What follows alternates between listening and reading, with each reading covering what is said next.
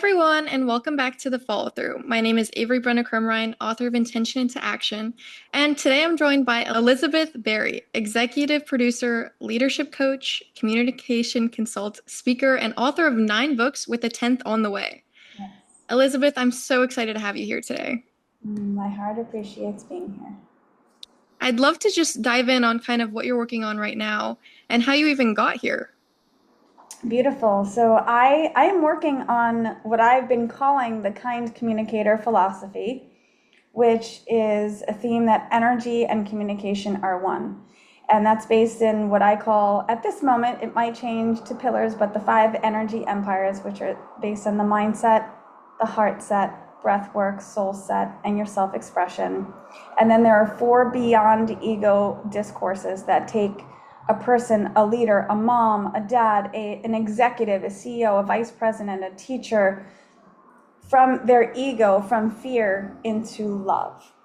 And that'll be the 10th book. It's going to be my first story because I'm more of a philosopher and an educator in the first 9 books, although I do have a mindfulness coloring book, so that's kind of fun. But there are some teachings of spirit animals, and the way that I got here 20 years later is that I started out as the first marketing firm for dance. I'm a strategic marketing consultant, and I've been filling gaps for entrepreneurs who have been launching or relaunching their businesses. And I have studied people, and I've studied philosophy, and I've studied psychology and business and marketing and branding and storytelling, and I've curated 17 TEDx events. I've worked with tons of speakers from across the world. And as I've done that, I've started to envelop consciousness into executive coaching, business consulting, and most importantly, focusing on how we communicate not only to other people, but to the self. And that's really where that philosophy is coming from, because we're more energy than we are matter. So when we think about communication and energy as one, the philosophy and the teachings in the next book are really going to open someone up to say, wait a minute, I could be kinder, I could be softer, or on the other end, I could be more assertive. Why am I carrying the weight of my team? Why am I carrying the mishaps of people around me? I would like to speak up more boldly and kindly, thoughtfully, respectfully. So that's really where my work has evolved over the last 20 years. It's really beautiful. I love that. And having all this experience, I mean, curating like 17 TEDx events, that's no small like experience at all. Have you seen like a major kind of the main like takeaway that you've seen from all these people and like kind of how your message can help them? The takeaway that I've seen from people is that many of us are defensive, we hold up walls, we create boundaries. We're based in fear because we weren't taught self-development in school. We weren't taught skills in school. So we go through college, we ramp up the achiever in all of us, and then all of a sudden as we age, we're like, well, wait a minute, I want to be a contributor too.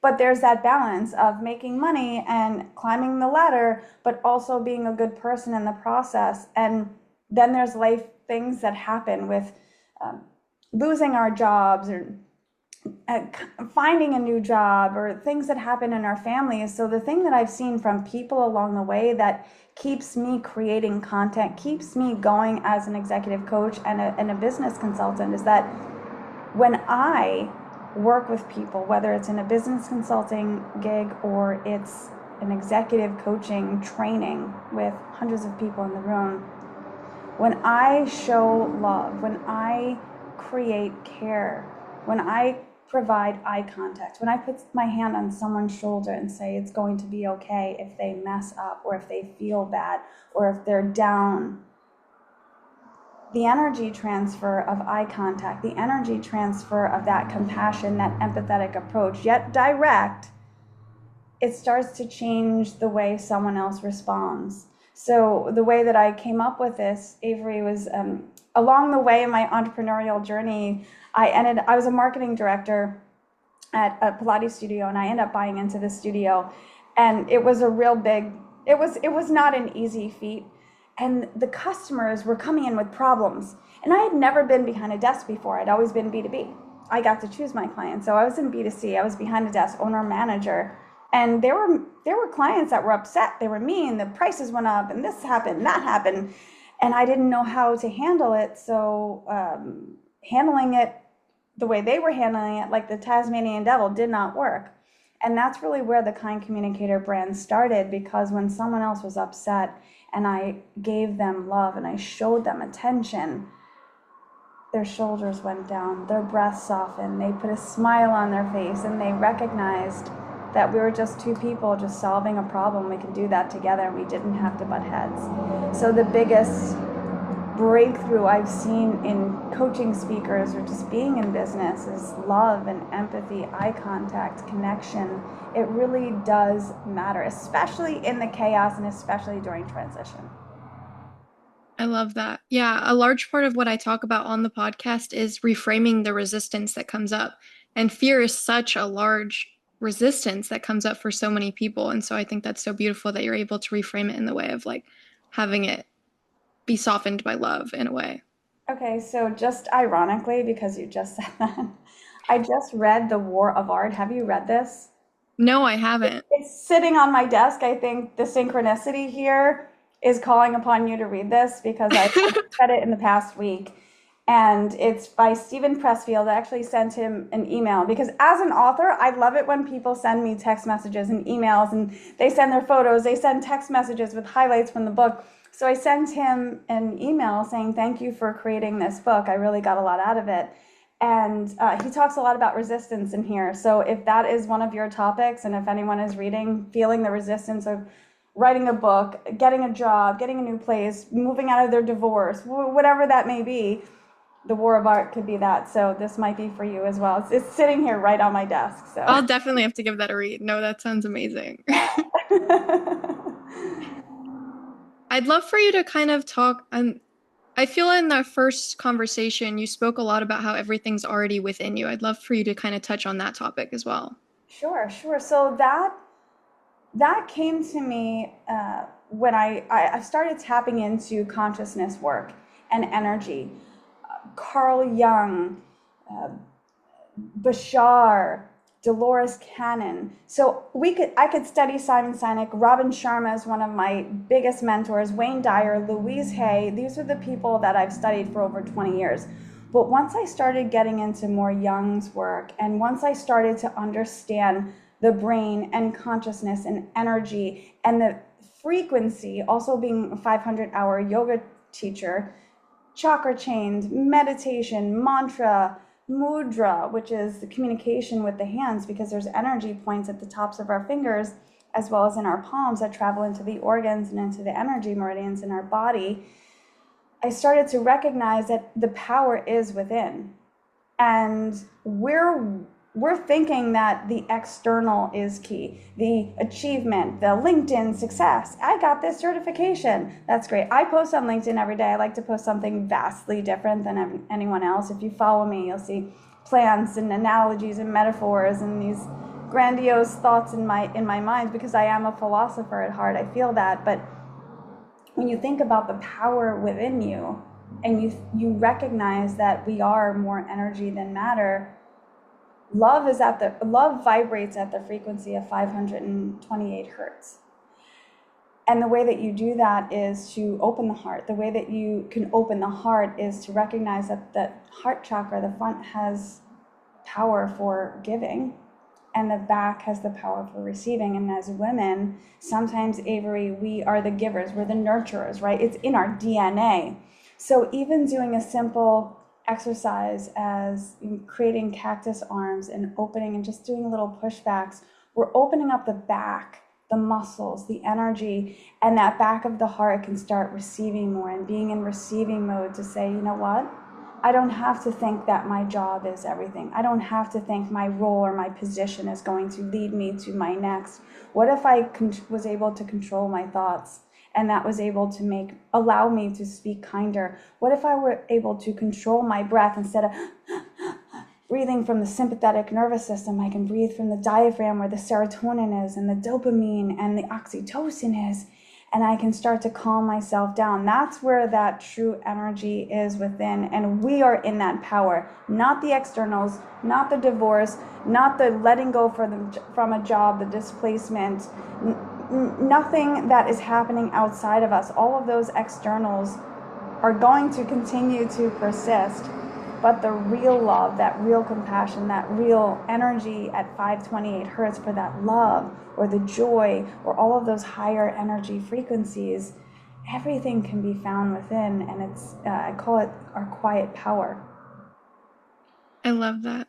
Put the phone down, put it on silent, stop the dinging, stop the instant gratification. And what can happen? Go look at a tree, touch a tree. Everything is scientifically proven. I just even read an article the other day that awe is even higher on the frequency than love or joy. And awe can be found when we just go and look at a tree or look at a flower or stand at the ocean and think, wow, that's so powerful. Just hear the waves.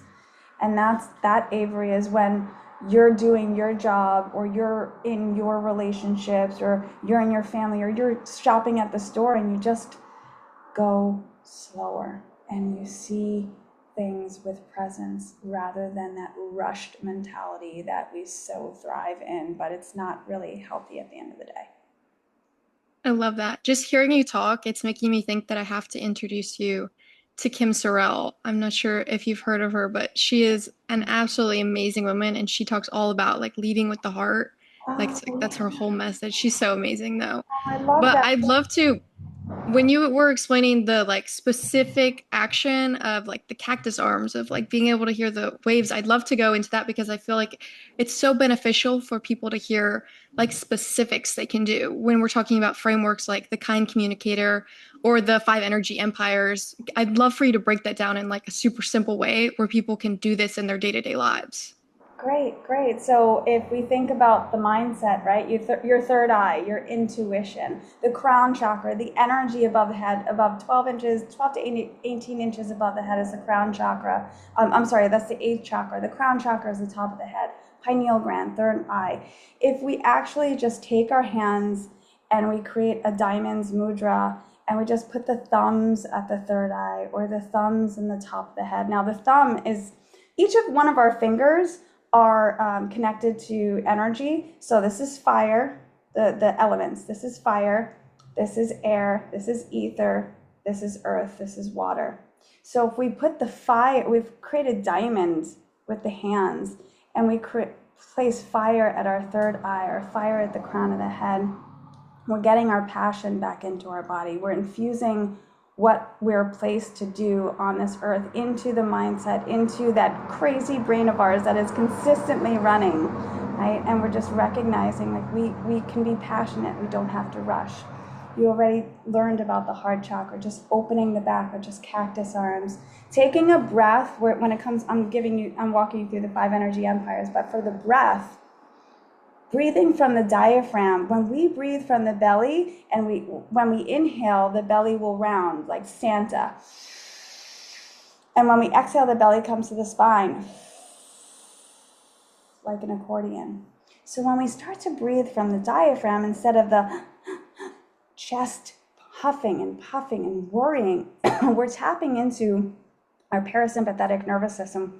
And most importantly, the vagus nerve, which is the largest cranial nerve in the body, which comes from the head and the crown of the head all the way down the back, and then it crosses and it comes into that belly. So when we start to breathe, we start to massage that vagus nerve, and we go into the parasympathetic, which is rest and digest. But that sympathetic is that huff and puff, we've got to defend, we are in our fear. When it comes to the soul set, all we need to do is recognize a mantra. I am, as simple as I am. And the mantra is linked with the mindset because it's neuroplasticity.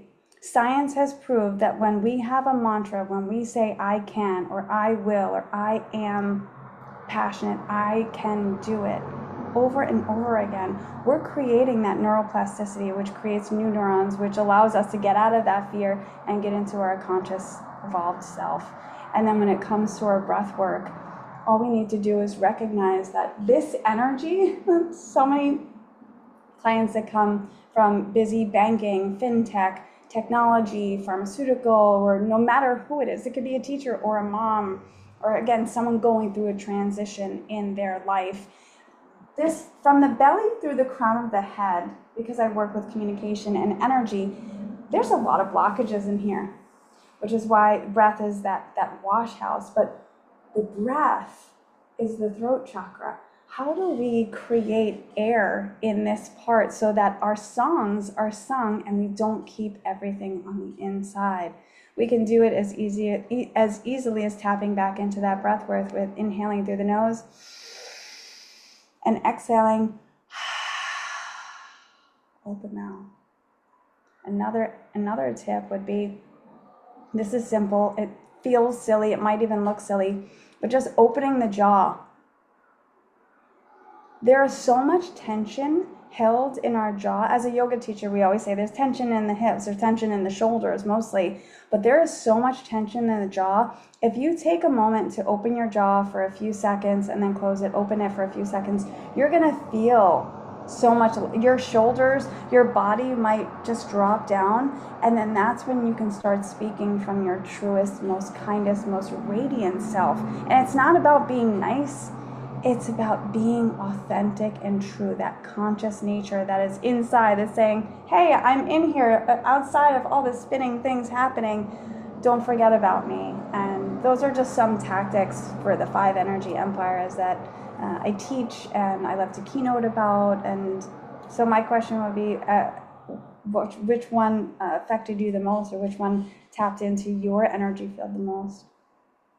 Definitely the jaw one. I've been having some real tension right here. Like, I'm telling it's you, always in so much pain. it's in sometimes when we sleep, we're like grinding our teeth, right? Yeah. There is so much tension in the jaw, and I say that because I get it as well. And so after this podcast, do it, and you can even put a post up there if you want Yeah. to, because I'll have to. you'll watch your entire body just. It's really Yeah. it's really magical. The body is so powerful. The energy empires in our body are so magical. Yet we forget that they're there for us to use, and they're free.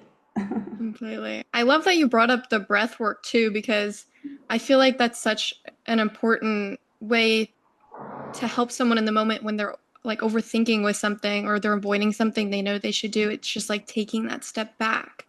I'm Yeah. so curious what got you into like exploring all these practices and making these frameworks. Was there like a moment where you're like, I need to help people with this, or was it I need to find this for myself? Well, I was actually in a tragic accident, so I will let everyone know. I was at the height of my career. I was speaking on stages, I was curating big events, and I was snorkeling with my partner in the British Virgin Islands. We were snorkeling heads down, hand in hand, and we were going back to our sailing yacht, and we heard a roar in the water. And if you've ever been snorkeling, when your ears are below the water, you can hear this roar. We heard a roar, and we looked up, and there was a huge speedboat, double engine, coming straight for us. The hull of the boat, that it was the point, was coming straight for my fort. I recognized it, I remembered it, and we ducked. He was a mariner. I had no idea. I was a surfer throughout my life, so I knew to duck. But when we came up, I said, "Oh, don't worry about it. I'm okay." We did get hit. I was struck in the skull by the speedboat. It opened my head, and I said, "Don't worry about it. I'm fine. I just got hit in the head." And I put my hand on my head, and I looked at my hand, and my head was in my hand, and my partner did not make it. He was caught in the rudder. We were together for a while before he crossed, but I watched him cross. It was the biggest tragedy I'd ever seen in my life. At that point in time, I was 42 years old, and watching someone cross over. And then actually after they sewed my head, they wheeled me in, and I had to say goodbye in that room. And I'd never seen anybody in a hospital bed. Like they show on television. They show it all the time on Law and Order. I don't watch TV. I haven't had a television in years, but I know that exists in movies. And I had to do that, a cold body. And when I came home, I had PTSD. I knew that veterans have PTSD, I've heard of PTSD, but I actually had it. And that's when, Avery, I started to create the 5 energy empires, because when you have PTSD, you have panic attacks, you're huffing and puffing, you're in sympathetic all the time. You can't help it. The body is in control. So you have to create that connection from mindset, heart set, breath work, soul set, self-expression, to really understand how to control the body. So during that time, I remember just breathing in, and I started that pursed lipped breath, because that helped me. Now, he did come to me from the other side. I will say that the day that I got home, it was 2 days before we were supposed to come home. He did come to me. He went to 3 people removed that could speak to the other side. I didn't go to a medium, and I was able to speak to him, and that was a part of my healing. I feel very blessed for that. I know that I've studied a lot of near-death experiences. I've studied a lot of consciousness and energy work to understand that this does happen. And I speak about it very fluidly, like I would be brushing my teeth, because I recognize that I was able, like the movie Ghost. He opened things in the house. He put my cat on a cabinet. There were things that happened physically in the house, and I've had conversations. So that healed me. But that PTSD didn't go away for a while, and I was physically injured. So I got trained in yoga to teach yoga for myself. Once I was able to move again, I understood that, wow, we are here for an unidentified amount of time, and we are absolutely in control of our thoughts. Now, I could be the victim. I could cry every day, which I did. I cried for 6 months straight.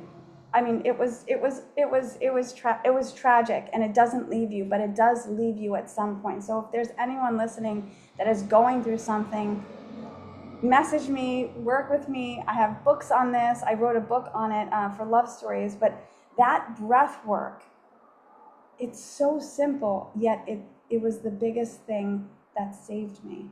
And the even bigger part of that was teaching other people that existed, the simplicity of it existed, and to work through it with office teams or keynotes in the entire room. You watch an entire room of 300 technology professionals just go from this to this with a few simple breaths. It's really, really remarkable. And so that's why breath is so important to me, because I recognize that I have my breath. I wake up every day, and no matter what external is spinning, I am grateful. I have my eyesight, my ears, my taste buds, my nose. I have my hands, my feet. I mean, those simple things do matter. And although we can get caught up in the storm sometimes, I think if we come back to the simplicity of taking 3 to 7 breaths, we're going to be okay.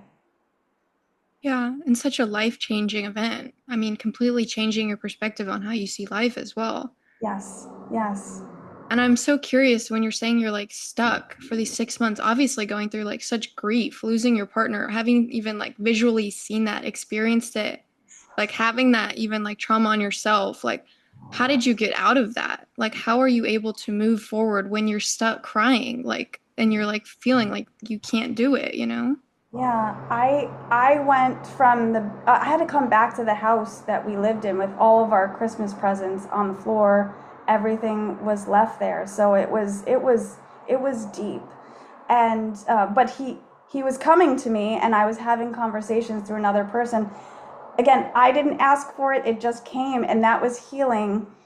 And there were things that were happening in the house, so I was like, this is real. But someone had bought me a weighted blanket, so I went from the bed to the couch I didn't go in the kitchen. I couldn't go down the hallway. I couldn't walk outside. The PTSD was very bad. What I did, Avery, was I wrote. I was finishing Design Your Mind to Be Kind at the time, and all I wanted to do was write. I just finished that book, and there are elements of him in that book, and the grief process of channeling gratitude to have met someone again. And what I learned from losing someone is that physically as humans, we selfishly want them back. But I've learned over the years, of the course of 6 years, that that was his contract, and my contract was saved. And what can I have a purpose here. So I got to write, and I got to write what I was feeling and honoring another person, but also recognizing that, wow, I have something to offer this world. And then I wrote a love story for couples within 4 weeks after the accident. Then I wrote Little Book of Love. Then I wrote Lead by Example. So I wrote, I think, 5 books in that first year, because my soul was so alive, and I didn't want to pick up the phone, couldn't look outside. I lived on the water at the time, and it was moving, but that was the way that I got out of it. I created. And that's the other thing about breath, is that, and that return to breath, when we recognize that we are creation beings, we have the ability to write, create, read poetry, read books, get away. I mean, digital is wonderful. Technology is going to be the future, but the more that we can pick up a new book and read and highlight and use it to apply to our own lives, to learn lessons and apply those lessons and become better human beings.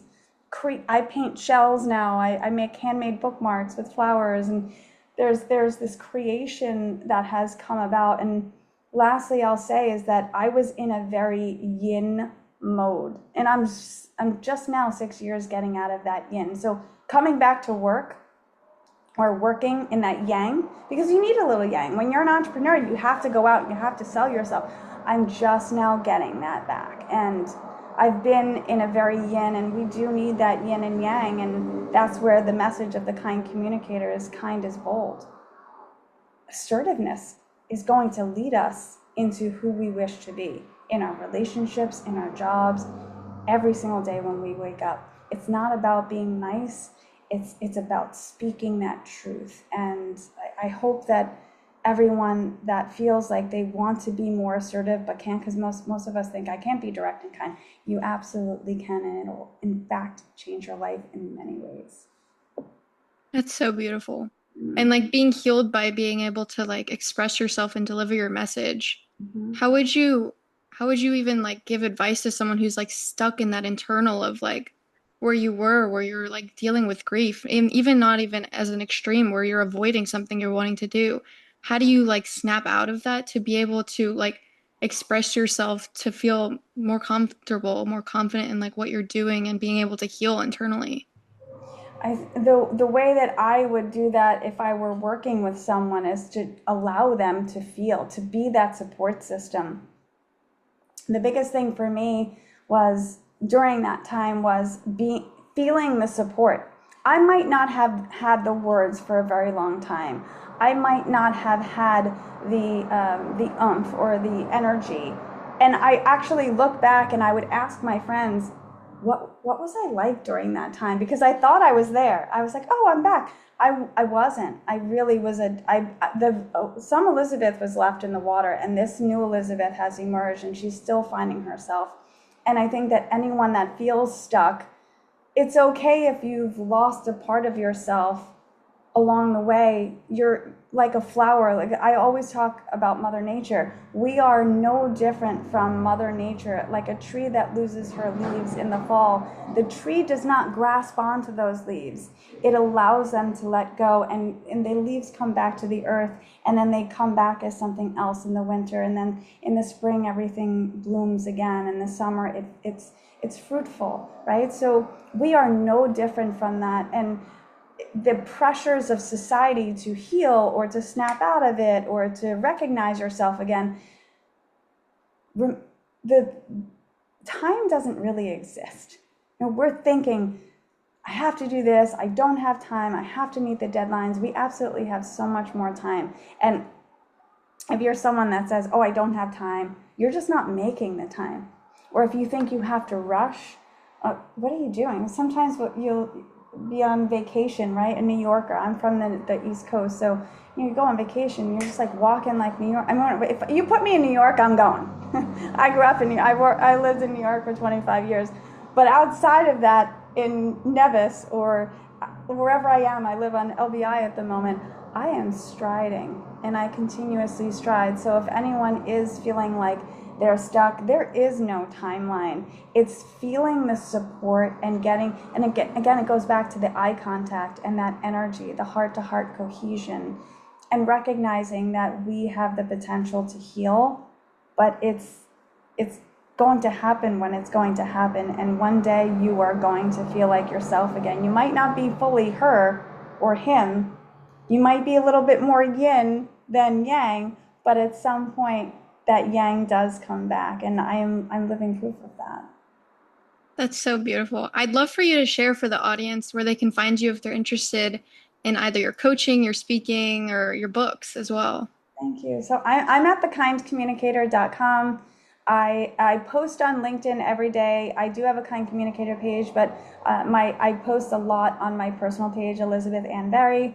And then on Instagram, I have a Kind Communicator page, so it's The Kind Communicator. And I also have a new poetry page, and that page is, on Instagram, is The Poet Rising.